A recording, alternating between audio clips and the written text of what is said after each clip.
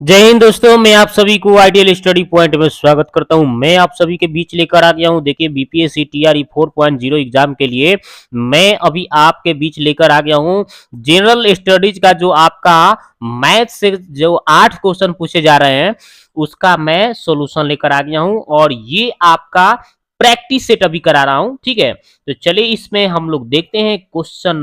तो चलिए देखिए ये सवाल है और बोल रहा है कि इसका मूल समान है तो सी का मान क्या होगा। चलिए निकालते हैं। तो देखिए दोस्तों हमने क्या किया, ये जो जैसे क्वेश्चन था उसको लिख दिया। जब मूल बराबर होता है तो डी का मान यानी विवेचक का मान 0 होता है। ठीक है, और विवेचक डी का सूत्र होता है बी स्क्वायर माइनस 4ac। 0 है तो 0 ऐसे ही लिख दिया गया है। अब उसके बाद हमने क्या किया, माइनस था तो उस पर भेज दिए प्लस। और यहाँ पे अब देखिए बी और ए के स्थान पे देखिए क्या है, ए बी सी के मान यहाँ से देखिए भरेंगे हम। बी के स्थान पे हमें क्या भरना है, ए भरना है। मतलब भाई ए होता है बी होता है और ये सी होता है। तो बी के स्थान पे हमें ए भर देना है और ए के स्थान पे हमें बी भरना है और सी तो सी ही रह जाएगा। तो वही हमने क्या किया, यहाँ पे भर दिया। देखिए बी के स्थान पे ए और ए के स्थान पे बी और ऐसे ही, और सी है तो सी, ऐसे ही 4 है तो 4 रख दिया। और मेरे से पूछा था सी का मान बताओ भाई, तो ए स्क्वायर ऊपर चला जाएगा, 4b नीचे आ जाएगा तो सी का मान निकल जाएगा इतना। ठीक है, यानी सी का मान होगा ए स्क्वायर बटा 4b। ठीक है, तो चलिए इसका आंसर हो गया ऑप्शन नंबर ए। आगे बात करते ये वाला देखिए, कह रहा है यदि समानांतर श्रेणी का सार अंतर -2 है तो बोल रहा है एनवा पद अगर ए एन है तो बोल रहा है 17 माइनस 13 ए 17 माइनस ए 13 का मान क्या होगा। तो ए 17 माइनस ए 13 का मान पूछ रहा है, तो चलिए निकालते हैं। तो देखिए यहाँ पे डी का जब हमें मान पता चल गया -2 है तो मेरे को ए 17 माइनस ए 13 के मान पूछ रहा है। तो ए 17 को हम कैसे लिख सकते हैं, ए प्लस 16d, और ए 13 को कैसे लिख सकता हूँ, ए प्लस 12d। ए को कम करके लिखा जाता है। अब इसको जब सॉल्व करिएगा तो इसको आप ऐसे ही छापिए, माइनस से जब गुना कीजिएगा तो दोनों माइनस में आ जाएगा। अब जब माइनस में दोनों आ जाएगा तो देखिए प्लस माइनस ये कट जाएगा, तब 16 गो डी में से 12 गो डी घट के 4 गो डी, और डी का मान हमें -2 दिया हुआ था तो -2 भरिएगा तो 4 दूना -8 इसका आंसर होगा। ठीक है, तो इसका आंसर हो गया -8, ऑप्शन नंबर सी। आगे बात करते, कह रहा कि एक सामूहिकृत आंकड़ों की बहुलक और माध्य दिया है। देखिए बहुलक इतना है, माध्य इतना है, तो माध्यिका कितना है निकालना है। चलिए देखते हैं। तो देखिए बहुलक इतना था और माध्य इतना था तो माध्यिका निकालना है। तो माध्यिका देखिए बहुलक बराबर सूत्र होता है 3 गुने माध्यिका माइनस 2 गुने माध्य। तो हम क्या करेंगे, यहाँ पे मान भर देंगे। बहुलक का मान हमें दिया था 27.5, 3 है तो 3, और ये माध्यिका हमें जो निकालना है उसको x मान के चलते हैं तो 3x हो गया। और ये 2 गुने माध्य, माध्य कितना है 28.5, तो 28.5 में 2 से गुना कीजिएगा तो कितना हो जाएगा भाई, तो इसको गुना करिएगा तो आपका हो जाएगा 28 दूना कितना हो जाएगा, भले कितना आपका 28.5 दूना कितना हो जाएगा 57 हो जाएगा।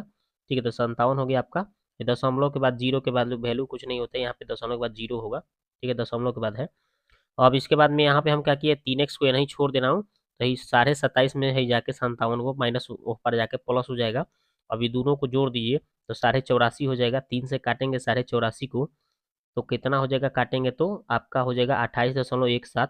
यही इसका आंसर हो जाएगा 28.17। ठीक है, तो इसका आंसर हो गया 28.17, ऑप्शन नंबर ए आंसर हो गया। आगे बात करते हैं, कह रहा है कि आप क्या कर रहे हैं, ए और बी दो ऐसी संख्याएं ए और बी से, ए जो है आपका बी से 40% बड़ी है। ए में जो 20% की कमी की जाती है और बी में 28% की वृद्धि की जाती है। तो कह रहा है ए और बी के कुल मान में कितने प्रतिशत की वृद्धि होगी। चलिए निकालते हैं। तो ये देखिए आपका, देखिए ए जो है और बी जो है, यहाँ पे कुल की बात किया जा रहा है। ठीक है, तो प्रारंभ में क्या बोला है, क्या बोला है आपका कि भाई मान लीजिए है बी था, इसको हम 100% मान के चलते हैं। ठीक है, और 100%। ठीक है, तो इसमें बोला था कि आपका ए जो है बी से 40% बड़ा था, तो यानी 100 माने हैं तो ये 140 हो जाएगा। फिर उसके बाद उसमें बोला था, क्या बोला था कि भाई ए में 20% की कमी की जाती है। इसमें हमें ए में 20% का कमी कर रहे हैं तो कितना हो जा रहा है, 112 हो गया। राइट, और फिर क्या बोल रहा था उसके बाद कि बी में 38% की वृद्धि की जा रही थी। मतलब इस ए में आपको 38% की वृद्धि किया जा रहा है तो कितना हो रहा है, 138 हो गया। अब हमें क्या बोल रहा था, वर्तमान में इतना बात बोल रहा था, तो बोल रहा था कि ए और बी के कुल मान कितने परसेंट वृद्धि होगी, ये बात पूछा गया था। तो हम इन दोनों को ऐड कर रहे हैं तो 140 सॉरी। अब देखिए ये हो गया, उसके बाद इन दोनों को हम ऐड कर रहे हैं तो कितना हो जा रहा है आपका 250। अब हमें प्रतिशत वृद्धि निकालना है, तो क्या करेंगे हम, टोटल कितना था आपका 250 में से 240 घटा लेंगे, और कितना पर, कुल का आपका 240 बट्टा में हो जाएगा गुने 100, काटा पीटी कीजिए। इसको काटा पीटी करने के बाद हमें कितना है, ऊपर 25 नीचे 6 भाग हो देने पर कितना हो रहा है 4.1/100%। ठीक है, तो इसका आंसर हो गया ऑप्शन नंबर सी। आगे बात करते ये वाला देखिए, कह रहा है कि आवर्ती दशमलव निरूपण इतना दिया हुआ है, तो ये किसके समतुल्य है, ये बात बोल रहा है। ठीक है, तो चलिए इसको बना। तो देखिए जैसे दिया था वैसे हमने लिख दिया। अब यहाँ पे हम देख रहे हैं कि 27 बार बार आ रहा है, तो हम 27 पर क्या करेंगे, रेखिंग लगा के लिख देंगे। अब हमें क्या करना है, तो जब इसको हम बटा मतलब पी बटा क्यू के रूप में चेंज करना है, बदलना है, तो रूल क्या है, ये पहले दशमलव और रेखिंग हटा के लिख दो, उसके बाद बिना दशमलव वाला घटा दो, और उसके बाद बटा में कितना, जितना दशमलव के बाद जितना अंक पर रेकरिंग होगा उतना 9 डाल दो। ठीक है, वही कर दिया है हमने।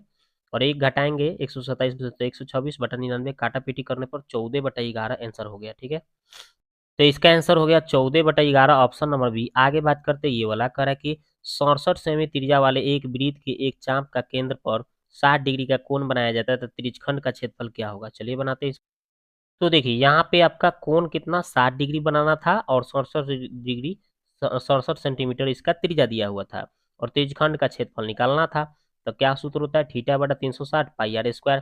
थीटा के जगह पे आपको 60 भरना था, 360, और पाई के मान 22/7, और आर के मान 67 का आर स्क्वायर है, तो यानी 67 गुने 67 दो बार लिखना पड़ेगा।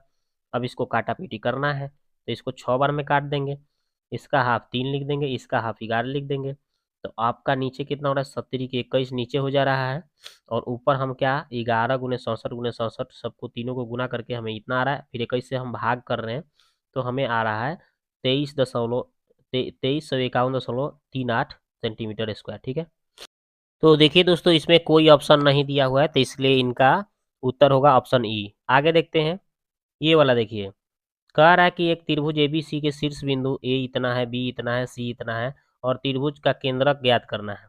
तो त्रिभुज का केंद्रक कैसे करते हैं, तीनों जोड़ के 3 से भाग, x1 x2 x3 तीनों जोड़िए, तो तीनों जोड़िएगा तो -3 गो -8 गो, -11 गो में से 5 गो घट जाएगा चूंकि प्लस में है, तो कितना हो जाएगा, 8×3 = 11 में से 5 गो घटेगा तो -6 बचेगा।